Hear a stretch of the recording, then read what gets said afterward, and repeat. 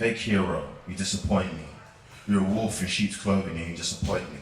I was never a massive fan of all your direct tunes, but I was a fan of the hip-hop culture you brought me growing up. Tupac, Biggie, Mary J. Blige, Faith Evans. In fact, there was a time I would have loved to get a picture with you.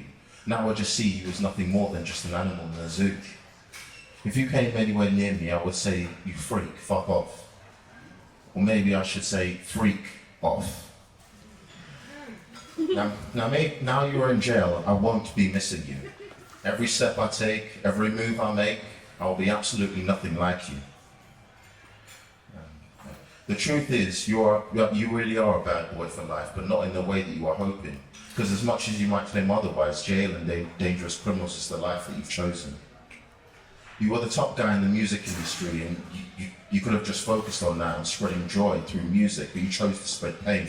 And that's why, as a lover of Biggie and Usher growing up, I will never look at this diddler the same ever again. The truth is, more money does mean more problems. You had all the power of the money, and that led to your mind becoming more and more twisted. But now that you've been caught, for all the victims, it's a huge weight that's been lifted. The power has shifted.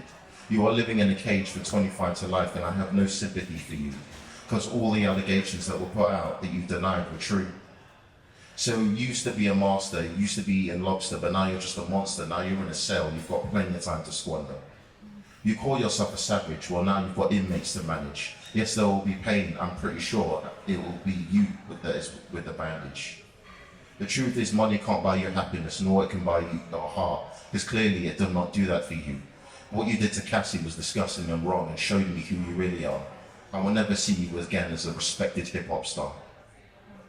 You showed me that you are a weak man with no morals and ethics who used money and power as a shield to seem strong, a man who knows right but chose to do wrong. What you did was not just an assault on Cassie, but it was also a mental attack, because when you go through domestic violence for a time, it is time you can never get back. You can move on, but those memories stay. That's an experience that will be stored in your mind every day. And as much as you might say otherwise, you don't feel bad about what you did. That apology video you did made me sick. You just said what you thought people wanted to hear, but instead you just confirmed that you are not at all what you appear. You were also so obsessed with covering up your tracks, grabbing footage from every location when something bad happens, like what you did with that Cassie video. But what you didn't know is that the hotel kept a copy, so when it came out, it must have hit you like a torpedo. See, the fact that you had arrogance to think you could get away with it, I find even stranger. That's why I felt I had to put pen to paper.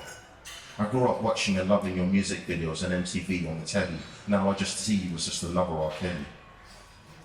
You were the king of hip-hop culture, and so you abused your power and hurt so many women. For seeing who you really are, that video of you beating up Cassie was just the beginning. It's not just that, there are documentaries, interviews out there. All you need to do is press play. It seems to me now you will never see the light of day. There was no way out, forever. Let me see you pimping some inmates if you think you're that clever. The saga does not continue. Don't ever say to me, maybe give me one more chance, because you won't get it. Yes, you were an artist, but you turned your gold into garbage, and that's why your image will forever be tarnished. When you were exploiting all those women, you thought that you were a big man, massive ego, but really you were just the soft, psychotic, weak whore. Maybe that's why you needed all 1,000 bottles of baby oil for. But the truth is, people have huffed and puffed and they've blown your house down. You were the king of hip-hop culture, but you no longer will ever hold that crown. Also, how can you call yourself love when you've shown nothing of the sort? All of your heinous actions make your face just a pile of police reports.